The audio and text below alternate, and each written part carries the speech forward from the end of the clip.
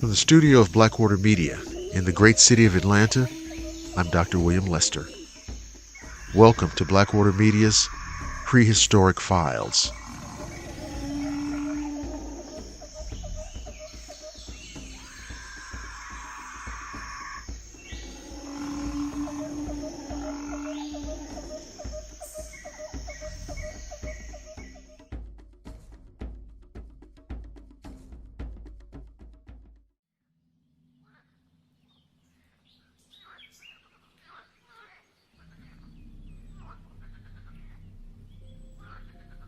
In the heartland of Indiana lies Churubusco, a town whose identity is intertwined with the legend of the Beast of Busco, a colossal snapping turtle that has captivated imaginations for over a century.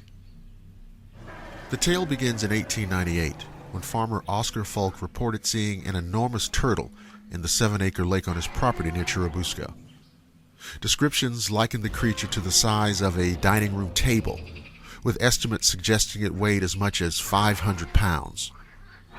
Despite Falk's account, the story faded into obscurity until it resurfaced in 1948.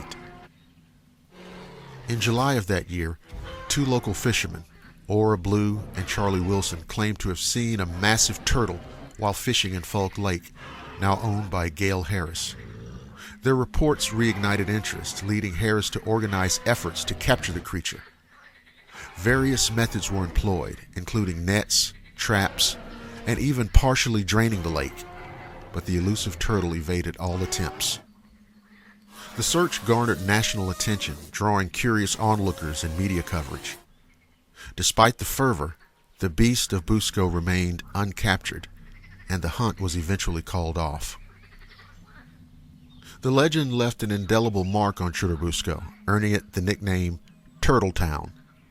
Embracing its unique heritage, the town hosts the annual Turtle Days festival every June, featuring parades, live music, and turtle races. The festival celebrates the enduring allure of the Beast of Busco and serves as a testament to the community's embrace of its folklore. While the Beast of Busco's existence remains unproven, some speculate that the sightings may have been of an exceptionally large alligator snapping turtle. These creatures, native to the region, can weigh over 200 pounds, though reports of individuals reaching the sizes described in the legend are rare. The Beast of Busco exemplifies how local legends can shape a community's identity and captivate the public imagination. Whether a case of mistaken identity or an undiscovered giant, the tale continues to be a cherished part of Indiana's folklore, reminding us of the mysteries that may lurk beneath the surface of our everyday surroundings.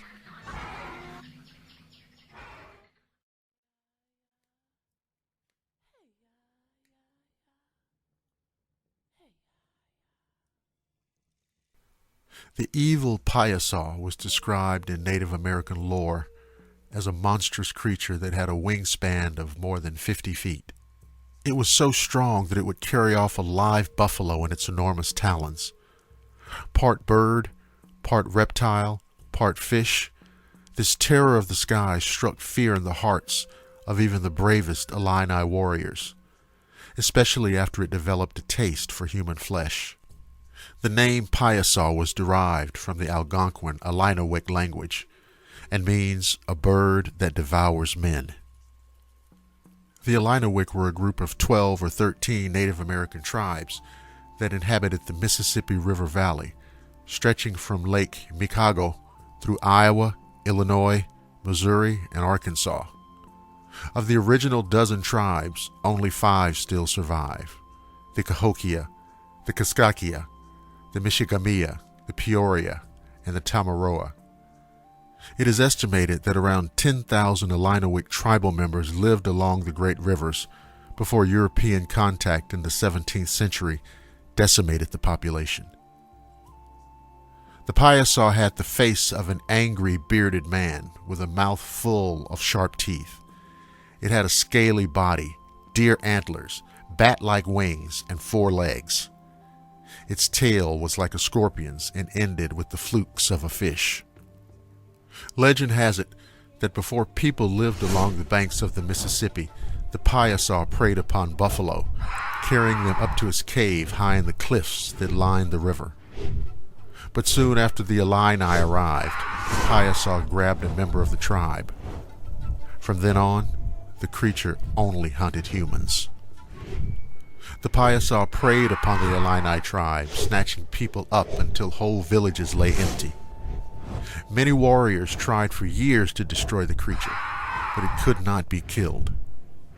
Then a vision came to the tribe's leader, Chief Awatoga. He would act as bait, luring the Piasaw to him, while several warriors hid nearby with poison-tipped arrows. When the great creature picked up Awatoga, his warriors shot it full of arrows. To celebrate the event, the Illini, for whom the state of Illinois is named, painted a pictograph of the Piasaw high up on the rocky bluffs near the Mississippi River. Father Jacques Marquette, a famous missionary, was the first white man to explore the Mississippi River. He first told of his discovery of the Piasaw pictograph, upon which the boldest Indians dared not long rest their eyes, in 1673. In his story from 1836, the most famous story of the Piasaw, Professor John Russell claimed to have discovered the cave where the menacing beast took its victims. According to Russell, the floor of the cave was covered with human bones. Almost 40 years later, 2 other scholars backed Russell's story.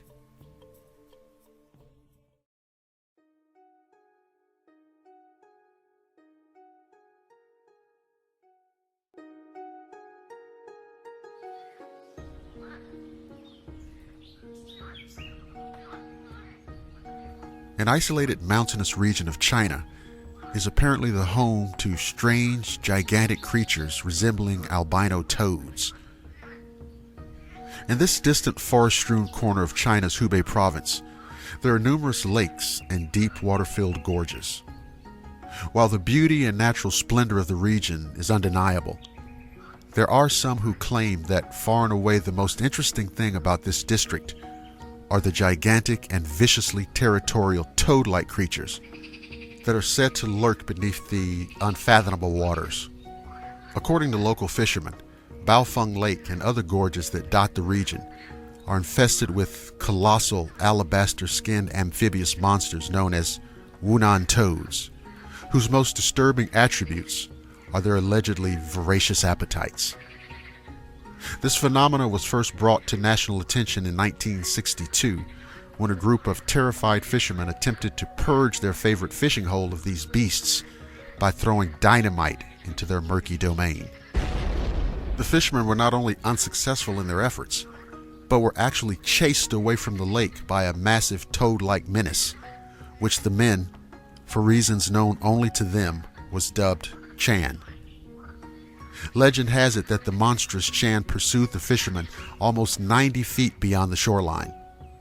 The fishermen were understandably reticent to return to the lake, and reports indicate that these pale-skinned monstrosities have continued to plague all those who stray too close to their watery abode. As intriguing as the 1962 episode may be, there's an even more impressive encounter with these unexplained creatures on public record. According to an account printed in the Brisbane, Australia's Courier Mail in 1995, Professor Chin Mok-chun led an expedition of 9 scientists from the Peking University to the remote Wunan area in August of 1987 in order to make a scientific study of the region's fauna. As the scientists began setting up camp along the shores of one of Wunan's remote gorges, 3 gigantic animals reportedly surfaced in the lake and began to swim toward them. The stunned men later described the creatures as being toad-like in appearance, with a pale epidermis and large, gaping maws which seemed to exceed a width of 6 feet. The witnesses claimed that the animals' gazes seemed both aggressive and predatory, though these observations are strictly subjective. While these men of science stared in stunned disbelief at the gargantuan beasts that were bearing down on them, one of the creatures suddenly unfurled its gigantic tongue and, before the eyewitnesses could react, lunged forward and snagged one of their camera tripods by its leg and drawing it back into the water. The scientists, of course, watched in awe, and as one might imagine, more than a little terror. The animal proceeded to devour its inanimate prey. As soon as its meal was complete, the expedition members claimed that the remaining animals emitted horrific shrieks before submerging into the depths of the lake and into the annals of the cryptozoological record.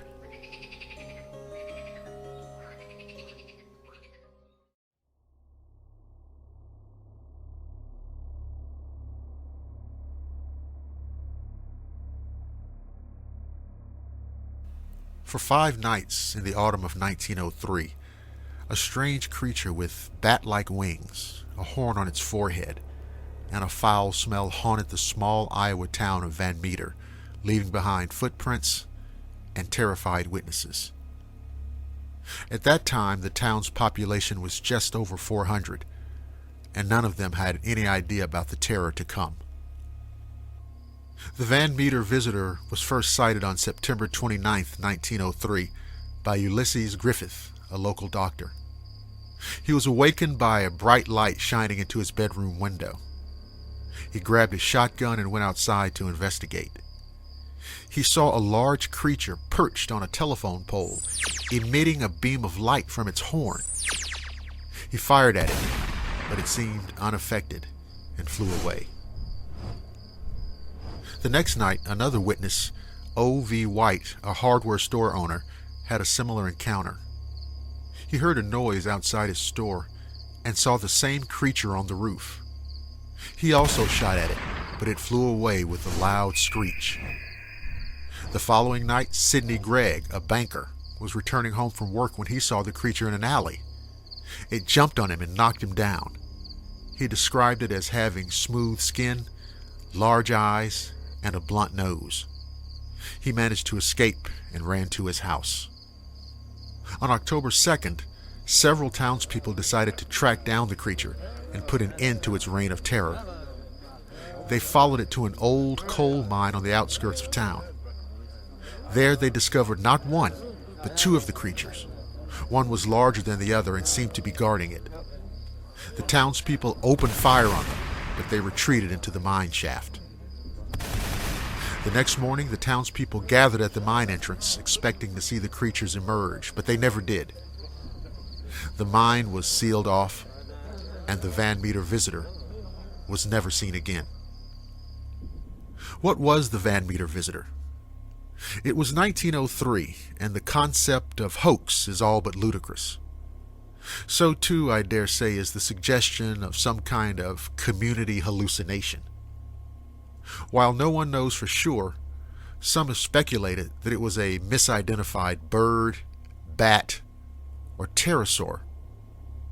Such theories may deserve some consideration, but in my view, under scrutiny, fall by the wayside rather quickly.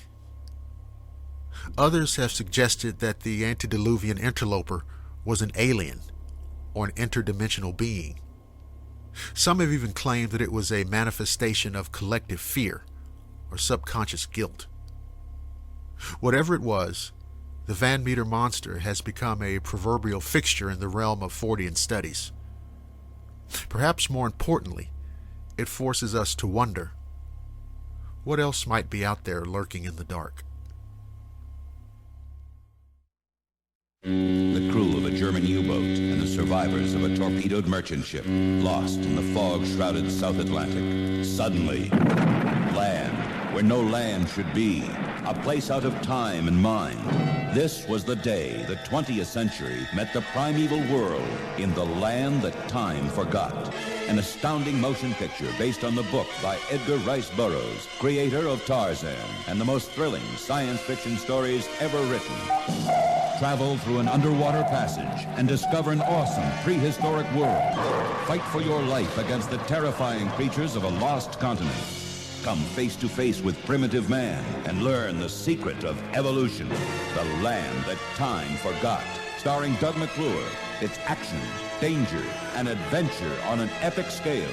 You will never forget The Land That Time Forgot. Rated PG. Parental guidance suggested.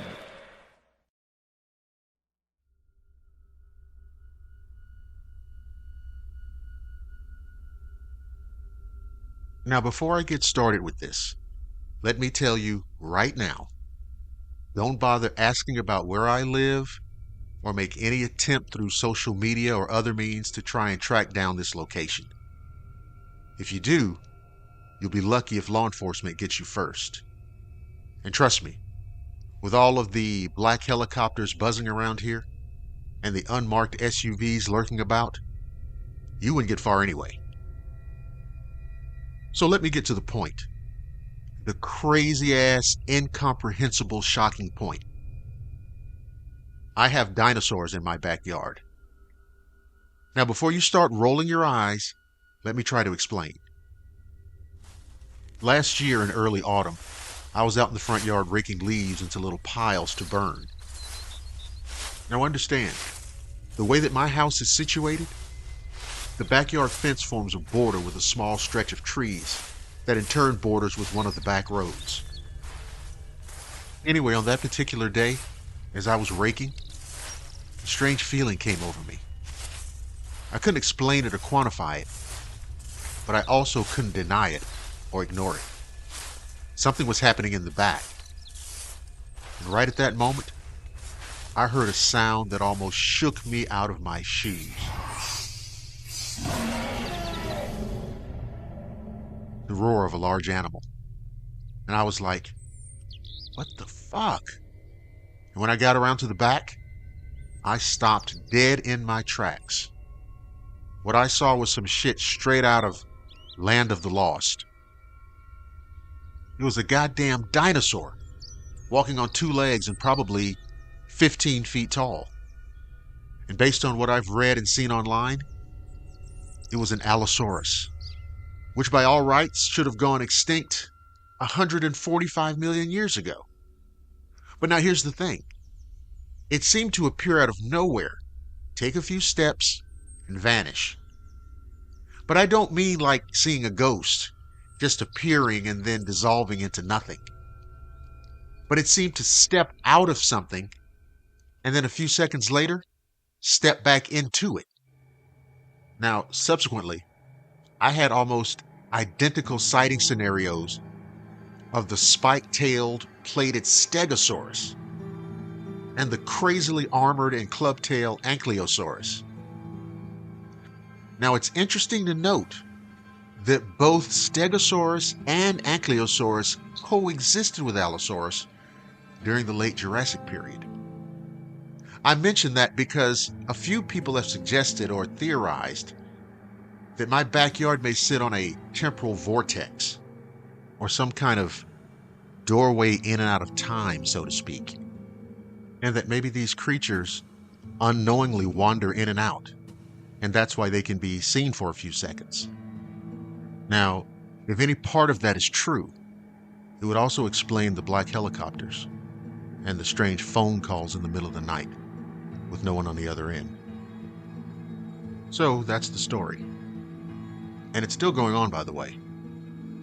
I've even seen a few that I can't identify, but then we only know a fraction of the species that existed at that time.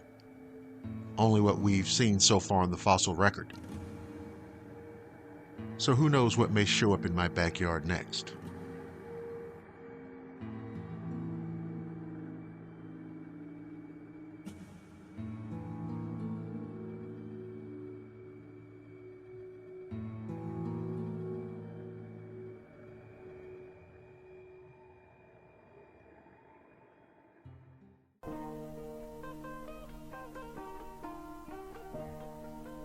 The Journal of Dr. Matthew Kane, Professor of Biological Sciences, Howard University, 10th of June, 1950, Borneo. A truly remarkable event marked the day. Firstly, our 3-day trek had concluded as we reached a desired research area near the banks of the Capuus River.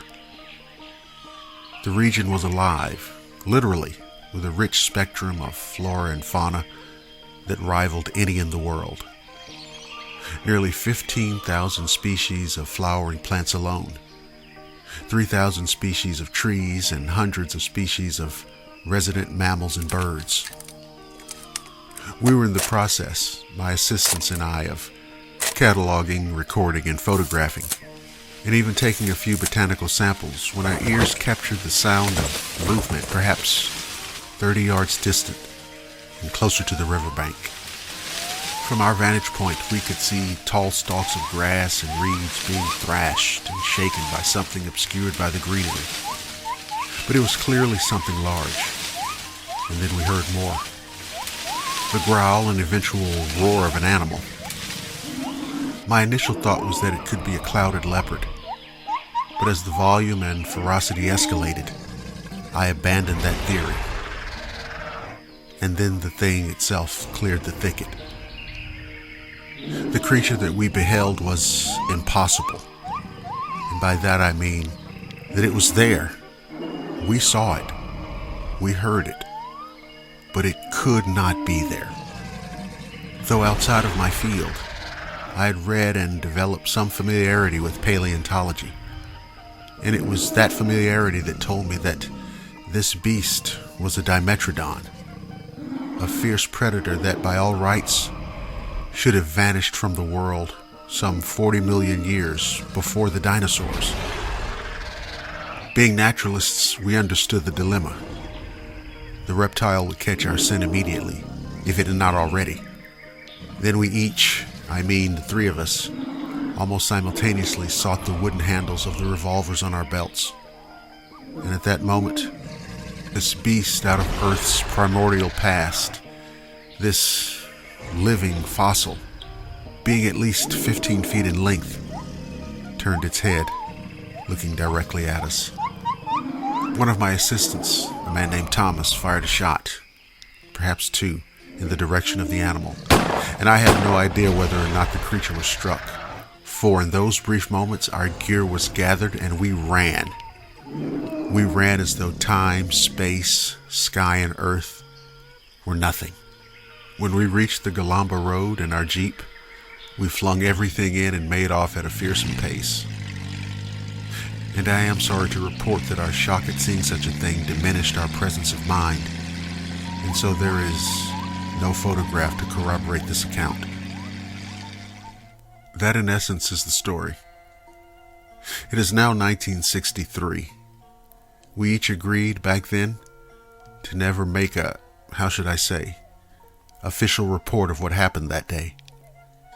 All that remains is a page and a half in my journal, and the indelible memory of an encounter with a creature lost in time.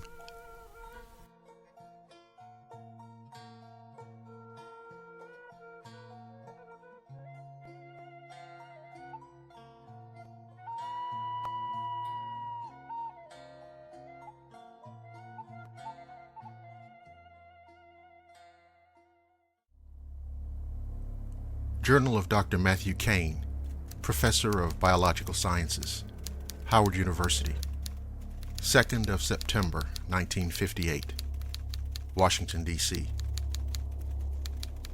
I saw the crate, or rather what was left of it. Among the splintered pieces of wood, I discerned some of the printing which confirmed a point of origin.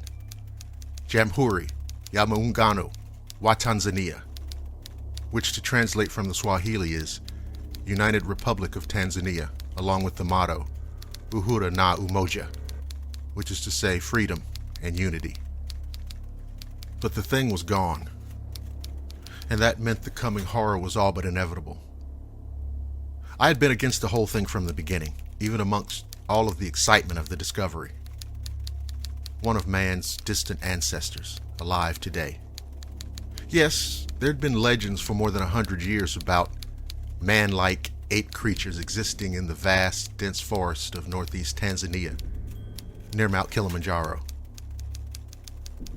They thought that the tranquilizer darts would keep it sedated long enough for the ship to cross the Atlantic and then move to a secure research and observation facility in Virginia. And they were wrong. Later that night, the night the ship arrived, security officers discovered the bodies of 2 dock workers.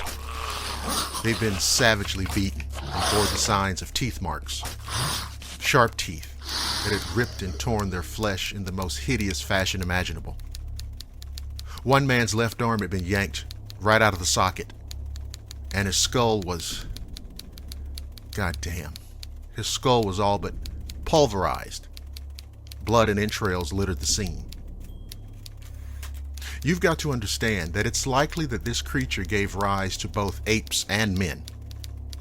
And by this reckoning, and from what I've witnessed already, its intelligence is formidable, and in human terms, its physical strength is exponential. Jesus Christ, what can be done? As far as I know, there are at least 4 more confirmed deaths, all showing signs similar to those of the dock workers. The Department of the Interior is running things now, so officially, these will be all attributed to animal mutilations, black bear, wild dogs, whatever they can use to keep anyone from doing any deep digging, so to speak. I'm not sure what's next. Shit. I don't even know if I'm officially out of the loop. I almost hope that I am. Every time my phone rings, my heart races. And I haven't been sleeping. If the general public knew what I know, they wouldn't be sleeping either. Because it's still out there.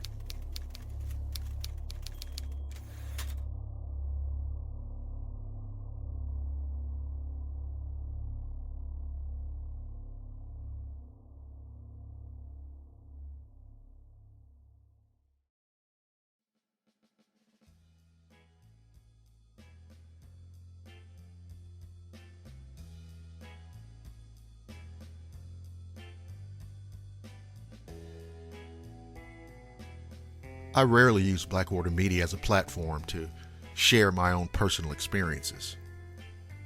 But recently, I remembered an event from my childhood that I had somehow completely erased from my memory. But for a dream that rekindled the memory of it, the experience might have been lost to me forever. It goes back to the year 1974. I was 6 years old. And my friend, who for the sake of this story, I'll call Bobby, was 5 years old. Now, I can't remember what day it was, perhaps a Saturday, but I feel pretty sure that it was sometime during the summer. Now, I have to explain something here. In the South, particularly in Georgia, there's a custom of using the term Big Mama, which is usually reserved for a grandmother-type figure, either as a direct family member or someone close or near and dear to the family. Now keep in mind, this was old-school Atlanta, and in my case, it wasn't a family relation, but a very kind, sweet old lady and her husband who lived right next door. So I had a Big Mama and a Big Daddy, and I loved them both to death. Anyway, on that particular day, Bobby and I were playing, ripping and running from Big Mama's front and backyard to mine. I can't remember what we were playing, but we usually would game out some scenario from an episode of Batman or the $6 Million Man, or maybe even some monster movie we'd recently seen. Now let me take a moment here and talk about Bobby and I. The two of us were as close as two guys could be without actually being brothers. Although aside from the fact that we really didn't actually live together, there really wasn't that much difference. We played Little League baseball and football together, and did the same in summer league and all through high school. In fact, up until the time we finished high school, we never lived more than a half a mile from each other. After high school, we both opted to attend historically black colleges, as our parents had, and he went off to Grambling State in Louisiana, and I stayed home in Atlanta enrolling in Morehouse College. And there was more to it than that. His father and my father grew up together, went to high school together, and after graduating college, both became teachers and coaches with the Atlanta public school system.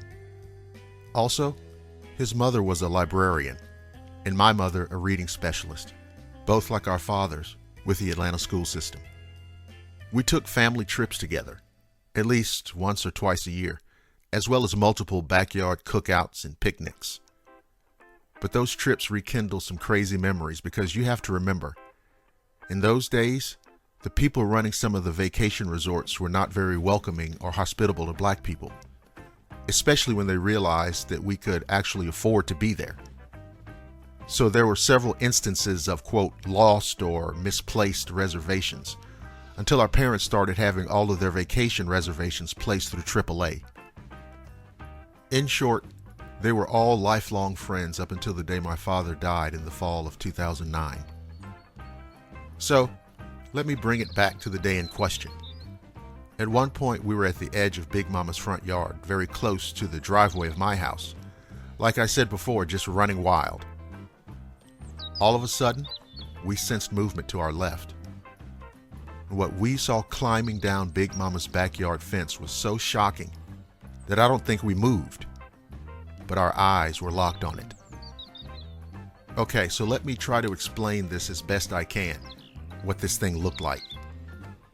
It was similar in build to a Komodo dragon. Not exactly, but in general overall looks. But it didn't have that slow, deliberate walk that you attribute to large reptiles like that. You've probably seen Komodo dragons and alligators walk, but this thing didn't move that way. It had a kind of springing bounce, almost a trot.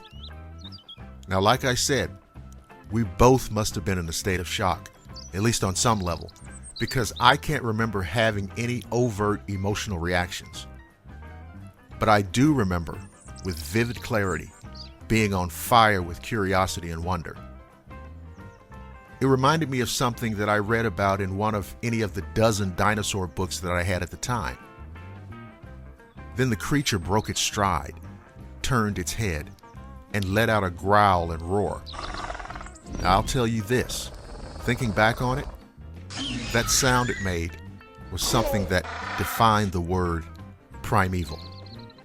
Then it continued over the driveway of my house, and as it reached my front yard, it did something that till this day completely blows my mind. It opened up a pair of huge bat-like wings and glided a foot or two off the ground for about 20 feet. That's right, you heard me. That's exactly what it did. Looking back on it now, I realize that whatever that thing was, it most likely wasn't something out of the prehistoric past, unless, of course, it's just something that we haven't discovered yet, in terms of fossil evidence. I mention that because it's occurred to me that I perhaps experienced a time slip that day, a glitch in the fabric of space and time. I wondered, since the creature never really took notice of our presence, if we were seeing an overlap in time in which this thing had no real awareness of being observed outside of its own normal perspective. But with all that said, I might be wrong. I mean, maybe. Just maybe it could have been some kind of creature from another reality, another dimension, so to speak, something completely separate from any type of animal life in this world. A being from outside the visible universe. I mean, shit, who the hell knows? Anyway, the lizard thing actually made its way across the road and into the yard of a neighbor. Now, I don't have any memory of the people who lived there, and I don't know whether or not my parents knew them either. I think there were one or two families living on the opposite side of the street that my parents knew, but I can't really remember more about them than that. What I do remember is that the creature rambled into the brush and bushes on one side of the neighbor's house and disappeared around the back. I never saw it again. And here's something else. I never heard any adults at that time talking about it, nor was there any conversation about it at any point after that. Now, you would think that with something like that lurking around the neighborhood, that there would have been some buzz about it. So much so, in fact, that even as a child, I would have taken notice of it. But there was nothing. That's why one of my theories about what happened that day was that I saw something out of time. Something displaced for a few minutes at least, maybe more, was hurled some way, somehow into what was then my present. Down through the years, I've always held a powerful affinity for that time and place. It was filled with so many of the elements that I believe went into making me the man that I am today. In the 80s and early 90s even, I would occasionally hop in the car and drive there just to walk around, look at both of the houses, and tap into incredible memories. When my son was 3 or 4 years old, I took him with me one day and showed him the square outline of a sandbox I played with in Big Mama's backyard. There was still a depression there, perfectly square, even in the overgrown grass. I thought it was important to take him there, to show him that place that had been so magical and that had existed so deeply in my legend. But most of all, and more than anything, to show him that his father had so long ago, like him in that moment, been a bright-eyed little boy.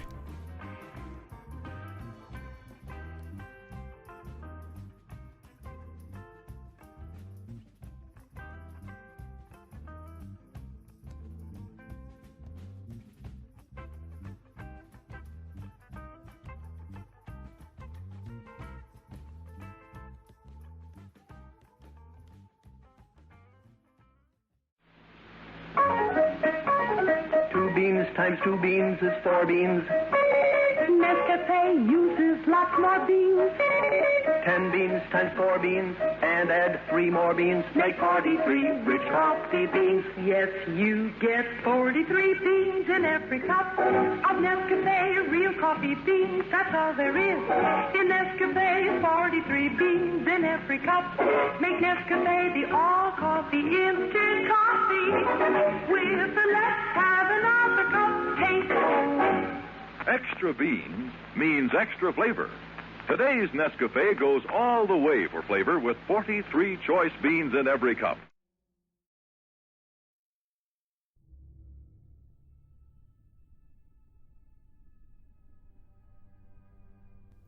About 5 years ago, I witnessed something on a hunting trip that has changed me in ways that I sometimes find difficult to explain.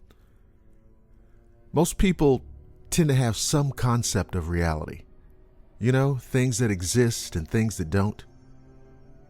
We have both a collective and individual sense of the real and the imagined, and it varies only as much as the human experience allows. Anyway, I'm not going to go all Sigmund Freud on you. I'll share with you what happened. I was hunting prairie elk in a region of southern Alberta in an area known as Milk River Ridge. It's named for the Milk River that flows through it. It's very close to the Montana border, and it really is a beautiful area. Rolling hills, wetlands, deep winding ravines, and intervening ridges come together in almost a perfect maze for the elk to live and thrive. It was just about noon, and I'd started walking up one of the lower ridges when a group of elk came bolting left to right into my line of sight. It startled me, of course, and I could hear their grunts and bellows on top of the sound of their frantic, heavy hoofbeats. You see, these are large, powerful animals, so while I initially had no idea what was going on, I realized very quickly that these elk were terrified by something, and you can imagine that that gave me serious pause. I mean, had a big grizzly come down out of the hills? It wasn't very likely, but the prospect or even the possibility of that was worrisome. I had this strange feeling that I was in some kind of situation. It's hard to explain now, but it was just an instinctive thing, I guess. Something was going on.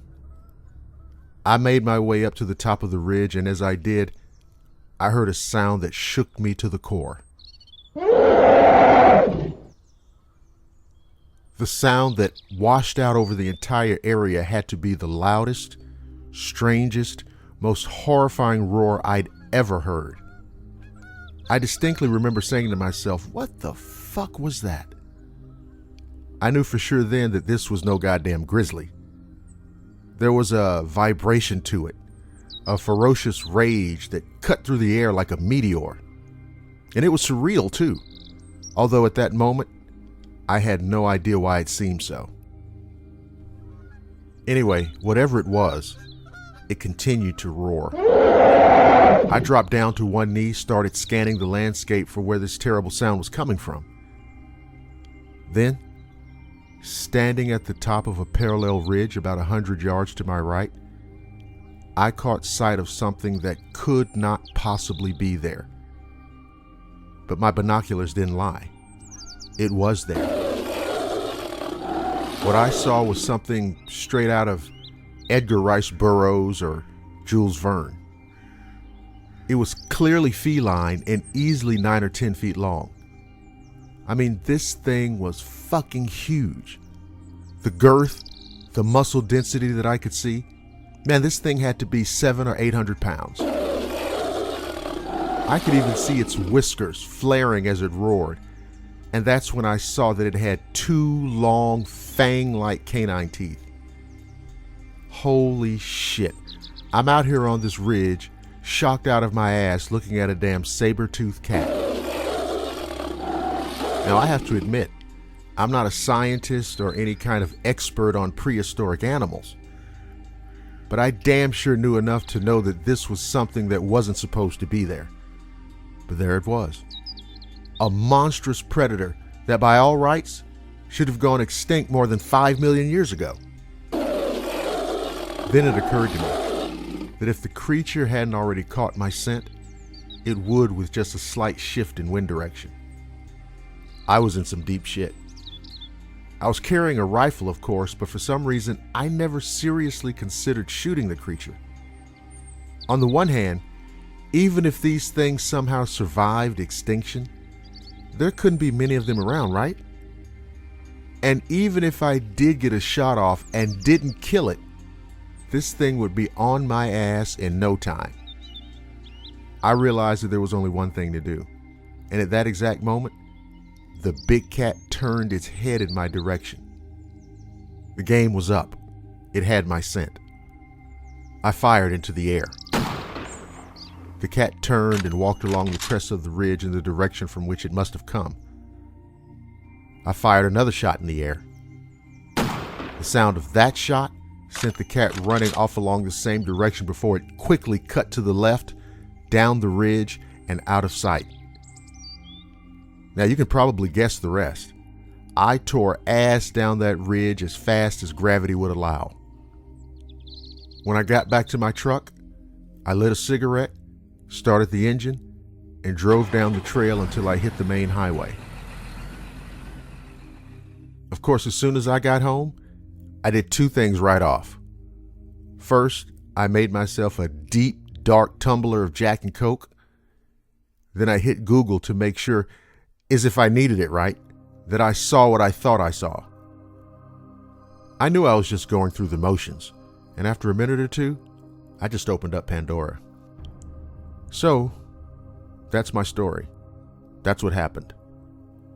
I wish I could adequately explain to you all the ways that this event affected me and changed me. There are things out there, things that we've convinced ourselves aren't there, that aren't real, that can infringe on what we think is a comfortable, cozy existence. Well, I'm here to tell you that thinking that way is a big mistake.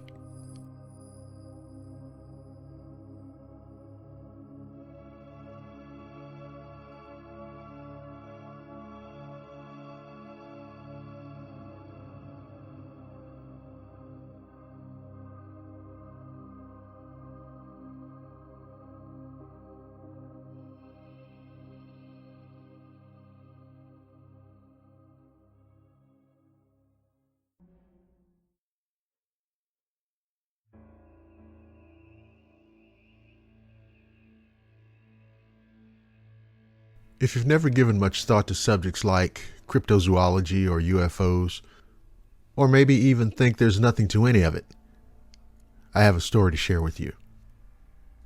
The story begins about 6 years ago when I was staying with some friends in a small town about 30 miles north of Orlando, Florida. It was in July, and every night I'd go outside to check the night sky.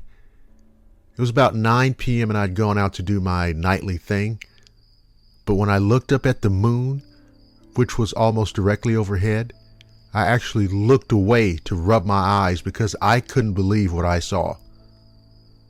But when I looked back, it was still there, and it was no illusion.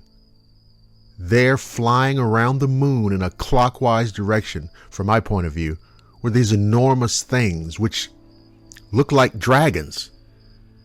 That's right, I said it. Dragons. Just bear with me. Now, by the very slow swoop of their bat-like wings, I could tell that they were huge. I could hear their screams and roars tearing down through the night air. I thought maybe there were dozens of them, but when I looked up higher, they seemed to be flying at different altitudes, but all circling in the same direction. They were impossible to count. They were all black, being silhouetted by the moon above them, so I could see no colors or details. But there was no doubt about their overall reptilian look, and I could estimate the lowest ones were up about 500 feet, but it's hard to know for sure. It was a really frightening sight, and I wondered if they could see me standing down there on the dark driveway. Not a very comforting thought. I wanted to run to get to my friends to witness what I was seeing, but I was afraid of what I might miss. Now, just in case you think that this is the craziest shit you've ever heard, just wait. A few moments later, I noticed an enormous craft slowly approaching from the right of where these dragons were flying. This goddamn thing was so big, it was like a dozen times the width of the moon and blacker than black, and in the classic flying saucer shape, but there was no dome or no lights or windows. I also noticed that there was this eerie, black, wispy, curly mist all along the edge of the ship, which I thought must be some kind of cloaking device. The ship was totally silent as it slowly approached where the creatures flew, never speeding up, never slowing down, never stopping. Finally, it engulfed the entire area where the dragons flew, and when it moved away, the night sky was empty again except for the stars and the moon. Now, I took my ass directly inside and told my friends what I'd just seen. But being the skeptics they were, they said I'd probably only seen bats or birds. But I know what I witnessed, and it was something I've never seen before, and frankly hope to never see again. I had this wild idea as to what this was all about, but I'm only guessing. You know how when people are out boating, they'll sometimes jump into the water for a refreshing swim? Well, maybe those creatures left their craft to stretch those huge wings and were just circling there waiting for their ship to catch up with them to get back on board. Now, like I said, that's only a guess, and who the hell knows what they were really up to? And what about that big-ass UFO? Who was controlling it? And what was its relationship to the dragons? Of course, an experience like this is something that I can never forget. In a way, I feel lucky. You see, not only did I get to witness something that very few, if any, have ever witnessed, I was shown, in no uncertain terms, that there is far, far more to the world and the universe around us than we could ever imagine.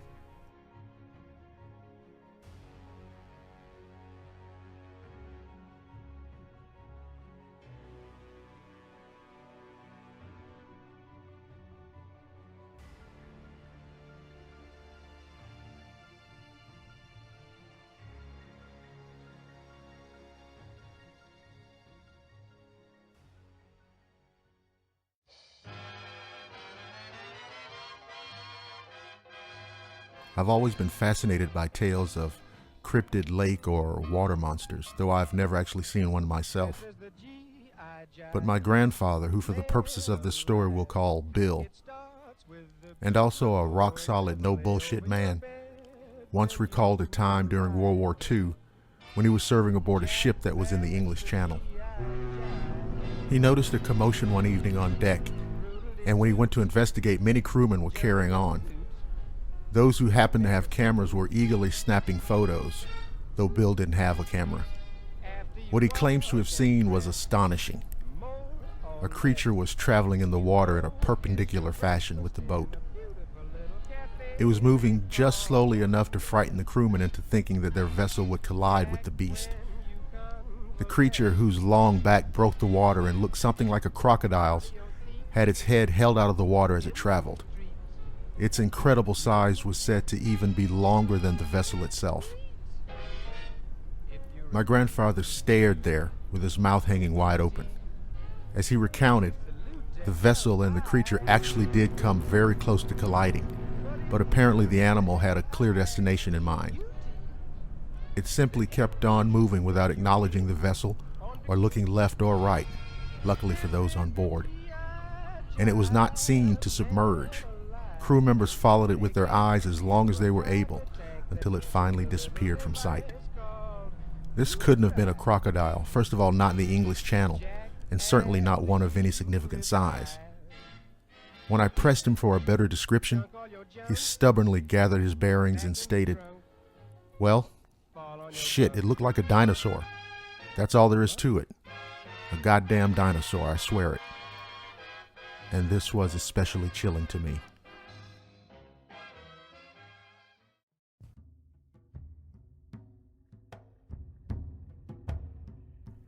Upon studying the writings of little-known Spanish explorer Antonio de Vargas, we discover that in the common year 1473, he encountered on the southernmost portion of the African continent a civilization called Dilungotanga, a civilization that had thrived as a vast empire 3,000 years before a small farming village that was to be called Rome was even founded. In his writings, de Vargas relates that the emperor, who was called Sigisindi, had negotiated trade pacts with cities and nations as far north as Upper Egypt. The ever-expanding borders of this empire were guarded by one of the finest armies in the ancient world. But de Vargas also speaks of a superstition held by the inhabitants of Dilungotanga, a tale that speaks of a creature inhabiting an island just beyond the shores of the empire.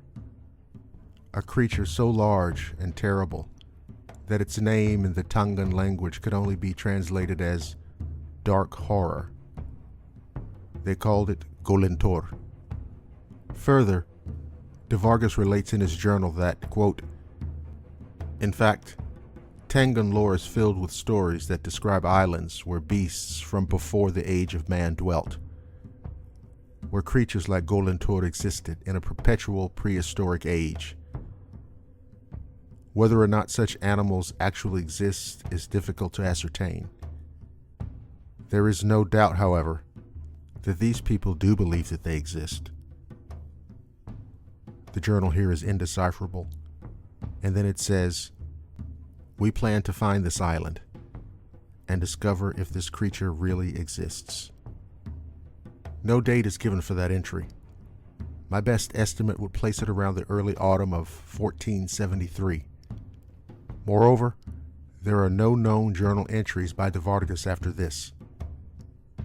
Many have speculated, present company excluded, that he was killed by Tongan mercenaries when fearful priests learned that he was going to attempt to find the island. I have found little evidence to support this. I believe that de Vargas went in search of the island and in fact found it. It is what he discovered there that not only forced the hand of the Catholic Church, which subsequently removed him from the historical annals, but it cost him his life as well.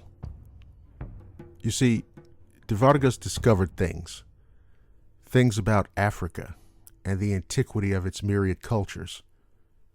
He knew that early Tongan magi had charted the course of planets and the position of stars 1,000 years before the European left the caves.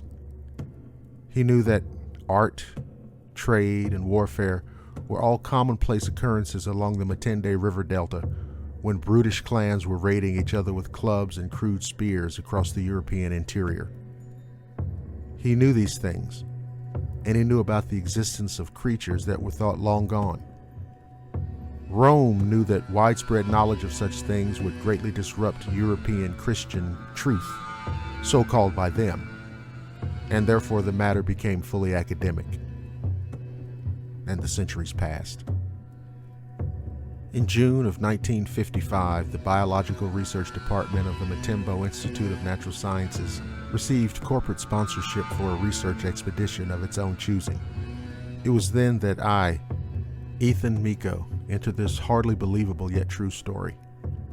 I was then a young associate professor in that department, and I took it upon myself somewhat arrogantly as I look back upon it, but this is the curse of the young, to suggest the island of Ojunda, which is the island of Tangan lore that de Vargas wrote of. You can imagine that I was quite surprised when the senior professors and the department chairman, Dr. Ilo Takembe, agreed unanimously that my proposal was the proposal of choice. In only 3 weeks' time, all of the preparations had been completed, and we left for the island on the morning of July 2nd, 1955.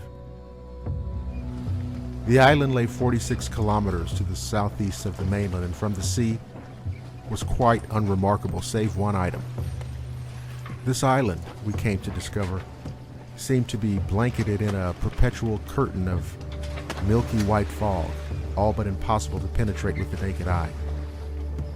This no doubt gave the island its famed aura of mystery, and also explained why the island had been left largely untouched. Strange that de Vargas did not mention the fog in his journal. Also, did the fog cover the island then? The expedition team was composed of university department specialists. Myself as a specialist of animal evolution and isolation, Dr. Nathaniel Lentada, botanist, Professor Xavier Oquendo, marine and aquatic biologist, and Dr. Aaron Melito, zoologist. We also brought along a graduate assistant named Joro Elani, whom we simply called Joe. He carried our maps, charts, field books, and other miscellaneous but necessary effects in a large canvas pack. We were each armed with an M1 bolt-action semi-automatic with 100 spare rounds per man. And I also carried on my belt a .38 caliber revolver with 30 spare rounds. To make the existing water supply safe to drink, we brought along pill-sized purification capsules that were developed in our labs. Each capsule was capable of making up to 250 cubic gallons of contaminated water drinkable. We hit the shore about 1 in the afternoon, then moved 1 kilometer into the interior to set camp.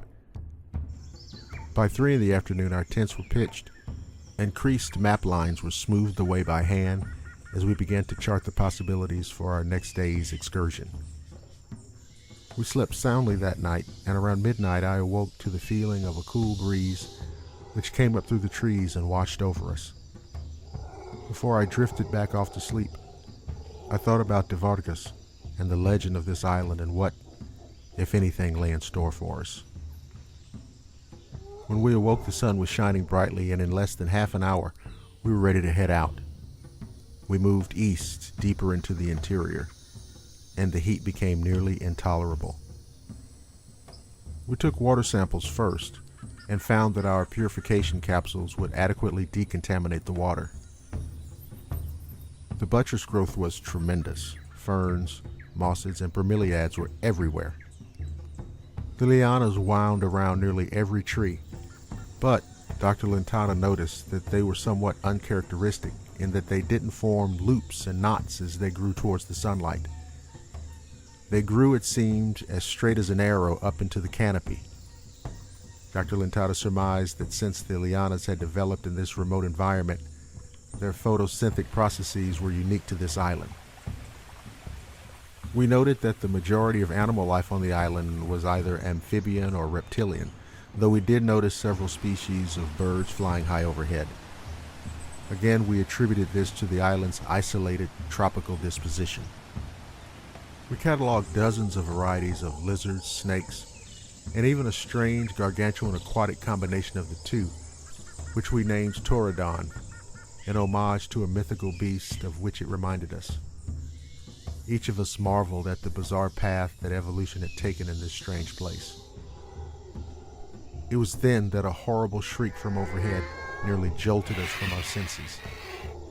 Its size was immense, for as it passed, its body blocked out the sun. In a moment of fear and panic, we each scrambled for a safe vantage point. Joe was able to get a good camera angle of the creature, and after the photo was developed back at camp, we each agreed that the animal's wingspan was an astounding 350 feet. We decided unanimously to name the creature Kangamato, after the winged terror from Kionde mythology. We then knew that at least part of what de Vargas wrote about could be confirmed. There were creatures thriving on this island that were completely unaffected by the laws of evolution and extinction as we knew them. It was more than just a little humbling to know that our entire concept of the origins of life and its development on this planet had been turned completely upside down.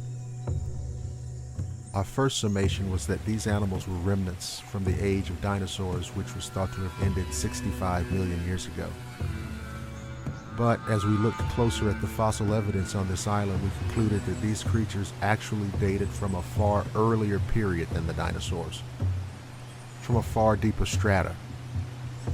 Just imagine an entire assortment of amphireptilian creatures of enormous size appearing on the Earth sometime between the appearance of the first land animals and the rise of the dinosaurs. What we had there, in essence, was a pre-Mesozoic page from a lost chapter in Earth's distant past. As a scientist, I was spellbound, and the others were perhaps even more so, for they were much more experienced in each of their respective fields than I. But we all saw the same magnificent clarion opportunity for scientific discovery. And then the ground shook. We all thought that what we were experiencing was an earthquake, for there was considerable seismic activity in this region. But as we listened, we found that the pounding had a rhythmic quality, about 6 seconds apart, and coming closer and closer to our position. We all looked around but saw nothing. Still, whatever it was coming closer. Then we saw it, about 300 yards to the west. It was enormous, at least 150 feet tall, at least. We were all at once filled with a sense of a bewildering combination of total horror, but also magnificent wonder. As it stood there, it raised its nose into the air and almost certainly caught our scent. Its color was cast in a light gray, and its eyes were an impossibly deep, unfathomable black. Each of us knew somehow instinctively, and without reservation, that this was the creature Golentur that de Vargas spoke of. It was somewhat reminiscent of a tyrannosaur species that could have developed here. Its size alone would be the obvious difference, being at least 5 times the size of any tyrannosaur remains ever found. There were, however, other variations. The head was squared off to the back and at the base of the neck, and there began a row of fearsome, spike-like protrusions that ran the entire length of the back down to the tip of the tail. But the real surprise came next. From the creature's mouth came what appeared to be some kind of energy ray. A blue beam of energy that reduced a clump of palm trees to a heap of smoldering ashes. We knew that we had been spotted, and that eventually the creature would have our range. We opened fire. We knew that we had no chance of killing such a creature with guns, for we thought that perhaps the gunfire alone might sufficiently disorient the monster enough for us to find safety. Luckily, the gunfire confused the thing, and it moved off away from us. We had seen enough. What we had seen validated de Vargas' writings and more.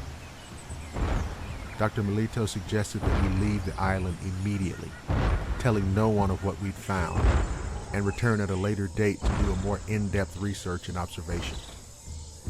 With the data that had already been compiled, future funding would be the least of our worries. As we sailed back to the mainland, I looked back at the island, which was slowly enveloped in its ancient mysterious shroud. As it faded from sight, I wondered if men should have ever seen what we saw.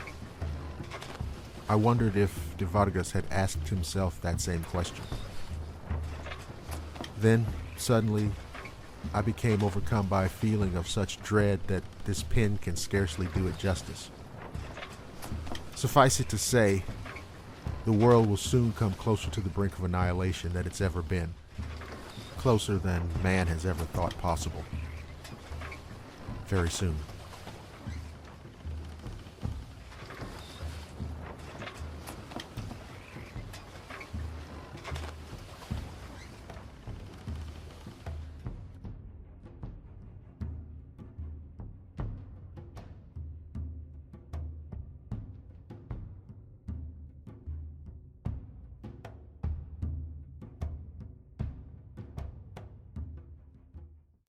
This happened to me and my grandpa on a hunting trip in July 2008. I don't see my grandpa very often, so I always take the chance to take trips with him. Grandpa is pretty much an outdoorsman and enjoys hunting, fishing, and just being out in nature. Grandpa and I were out in the woods. It was around 3 or 3:30 in the morning on Friday, the 25th of July. I was 18 at the time. We were on Grandpa's land in Georgia. It's a pretty place with the typical Georgia woodland and a few grassy plains. We were walking on a little rocky road headed for a site where Grandpa often sees deer. As normal, there were a lot of sounds going on at night in the woods.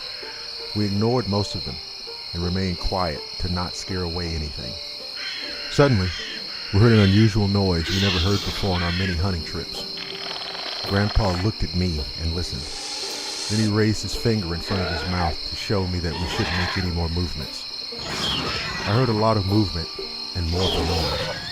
I can't really describe the sounds, but I sure can describe what I saw, even when it was pretty dark. We just kept listening to the sounds as suddenly something came walking slowly out of the bushes and onto the road maybe 150 yards in front of us. My eyes got really big, and at that moment, I wasn't even scared, just amazed to see this creature.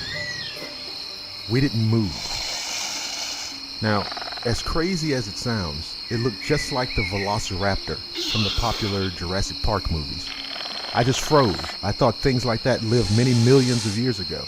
It had a long, stiff tail, walked on 2 feet, and had short arms. It looked lizard-like and had a huge claw on both of its feet and smaller claws on its arms. Since the creature appeared to us that it could run fast, we decided to just not move at all. It raised its head in the air, and it seemed like it was smelling the air. I estimate its height around 5 feet at the shoulders. After sniffing the air, it made these sounds again and turned around and ran off into the bushes. Grandpa and I waited until we felt safe again, and then quietly made our way back to the truck and drove home. In the truck, we talked to each other about what we had seen, and decided to not tell it to Grandma because she would think we were crazy. I never believed in stuff like ghosts and creatures and paranormal stuff, and I still don't believe in ghosts. But since that encounter, I believe in creatures that science doesn't know about. That's my story, as odd as it sounds. I know what I saw.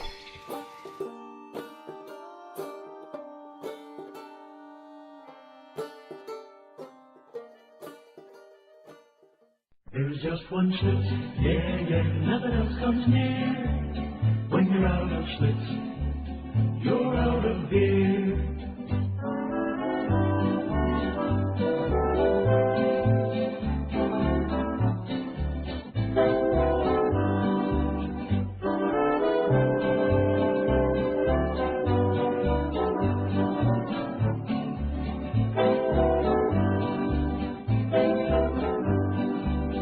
If you like it light with a big taste too, there's only one brew that will do. When you're out of Schlitz, you're out of beer.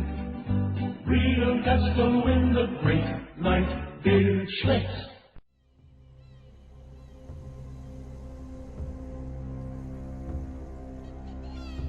Professor Fukuda knew that he would not be able to keep his discovery a secret for very long.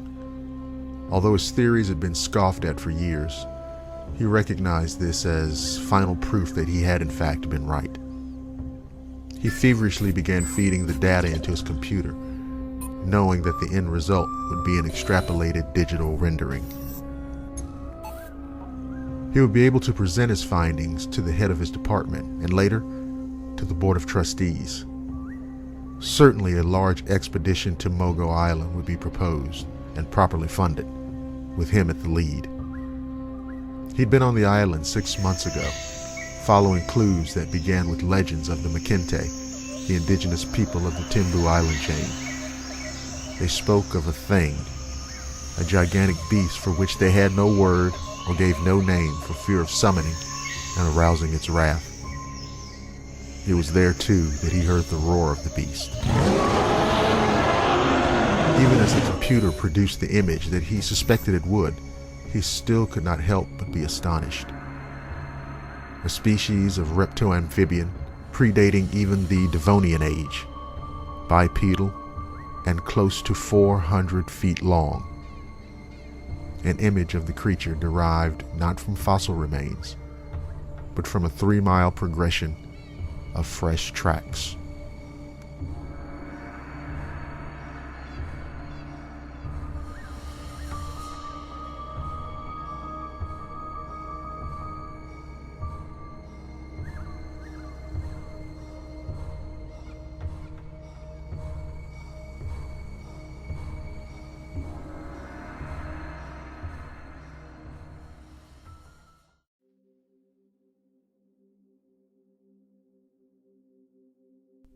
Two of my favorite activities are hiking and rafting. Now, by rafting, I don't mean any kind of big-time adventure whitewater type stuff. I'm talking about leisurely meandering down a stream in a raft or canoe and enjoying all the sights and sounds of nature. Well, I want to tell you about one particular such outing that ended up making me question whether I would ever get out and enjoy the great outdoors again. It happened in the summer of 2017 up in the Raven Cliffs wilderness area. To give you some geographical frame of reference, this wilderness area is part of the Chattahoochee-Oconee National Forest region in the mountains of northern Georgia. On this particular outing, I planned to do my usual thing. That meant a 3-mile hike up one of the trails and then an enjoyable paddle back downstream. In this instance, I decided to use the Wise Creek canoe launch. Wise Creek is one of the larger offshoots of the Ocmulgee River. When I hit the trail, it was almost 10 a.m. It looked as if it was turning out to be a clear, warm day and the morning mountain mist was in the process of burning off. Now, I'd gone about a quarter mile up the trail and everything was pleasant.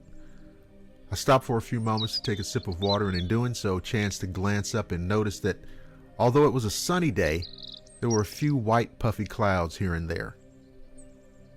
But there was something else, something strange. So strange and obscure, in fact, that I almost missed it. Just below one of the clouds was what looked like a smaller cloud with only a sliver of blue sky between them. But the lower cloud seemed to have a weird green tint to it. I'm not saying that it was overtly green like leaves on a tree or like grass, but enough to where it was clearly unlike the other cloud that I could see. I kind of kept my eye on this cloud as I continued on my hike, and it seemed as though all the while I had an increasing feeling of uneasiness.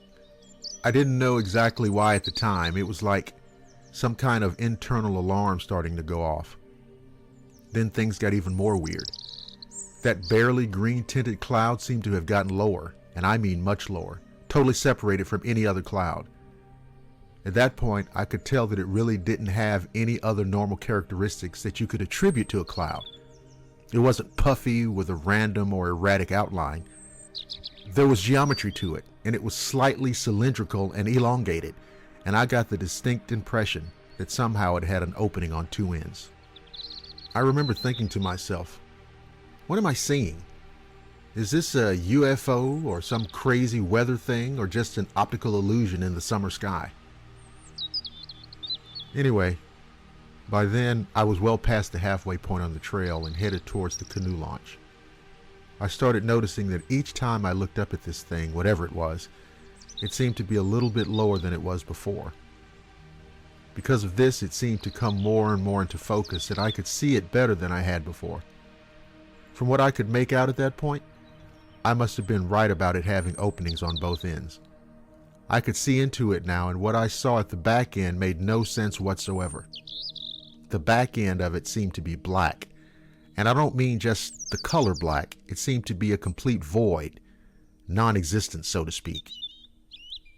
I checked my phone, and just as I was able to see that I only had about a mile or so to go, the battery died. Son of a bitch. That's when all hell broke loose. Just as I got my useless phone into my backpack, I heard a series of what I can only describe as terrible screeches overhead. When I looked up, I saw something that bent my idea of reality completely out of shape. This was something completely impossible, except that it was completely real. Just above the trees were 4 huge prehistoric creatures, letting out the most awful screams I'd ever heard in my life. They seemed to mostly glide on their huge wings, flapping only every 4 or 5 seconds. They went around and around as if they were looking for something. I was paralyzed temporarily, and I realized later that I had to have been in some kind of state of shock. But who could blame me for that? Now, like I said, these things were big. I'm guessing that they each had about a 30-foot wingspan. It didn't even make sense to me how they could stay up in the air. I could see each of them occasionally looking down through the trees. I started moving from tree to tree, obscuring myself as best I could. At first, I thought that because of how big they seemed, it would be hard for them to get down between the canopy to the ground. Then I thought, fuck that. These things could do whatever the hell they wanted. I was in the middle of some kind of goddamn Jurassic Park situation. That's when I remembered the name, a name that I'd read and heard before. The name that described what these creatures were. Pterosaurs. Great. So now I knew what these things were. And by the way, I never imagined that they were so goddamn big. But now that I knew all that, I had to figure out how to avoid having them zoom down on me. I moved forward again from tree to tree, but only those that were as close as possible to the trail. I was close to the canoe launch. The damn things kept circling and throwing out their terrible squawks, but I could still hear the flapping sound of their massive wings. I could see how the air from their wings made the tops of the trees sway back and forth. Then, I remembered something that, in the melee, I had completely forgotten about. My pistol. I always brought it along on outings, just in case. Maybe a few well-placed shots would deter them, maybe even scare them off. I'm pretty sure that some of the rounds found their mark from the sudden reactive jerks and screams. I thought this also because following the shots, the creatures started to ascend and move off. The dock was only 30 yards ahead, but beyond that, I noticed that the weird green cloud, cylindrical thing had descended even further down, and it also hung there, perhaps 20 to 30 feet above the trees on the other side of the creek. The next thing I saw was easily the most bizarre part of this unimaginable experience. The 4 pterosaurs flew directly towards the object, still flapping and screeching. I stood there and watched each of them enter into it and vanish into a green-tinted haze, and as they did so, the cloud slowly dissipated into nothingness. What had this experience been about? What did I witness? How could such a thing even be possible? I contemplated all of this and countless other things that swirled through my head as I paddled back downstream. It occurred to me later on, a day or two had passed, that I may have witnessed an intersection of the present and the distant past. That maybe somehow, some kind of window or corridor in time had opened up and that these prehistoric creatures had entered and come barreling out into this time period. I didn't know, but maybe. And if that doesn't make sense to you, how the hell else could you explain it? The fact is, it happened. And I'm convinced that for one summer afternoon in 2017, I played host to 4 visitors out of time.